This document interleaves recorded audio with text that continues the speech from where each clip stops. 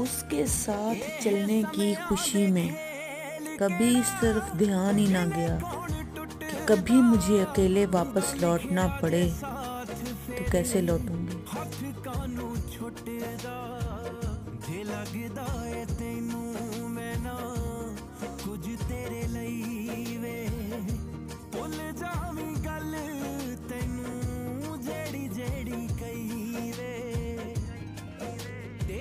ਮੈਥੋਂ ਜਰੀ ਜਾਵੇ ਨਾ ਕਿ ਇਹੋ ਹੁੰਦੀਆਂ ਪਰੀਤਾਂ ਦੱਸ ਦਈ ਵੈਸੇ ਕਰਨੀਆਂ ਬਣਦੀਆਂ ਨਹੀਂ ਤਾਂ ਵੀ ਕਰੇ ਜੇ ਉਡੀਕਾਂ ਦੱਸ ਦਈ ਵੈਸੇ ਕਰਨੀਆਂ ਬਣਦੀਆਂ ਨਹੀਂ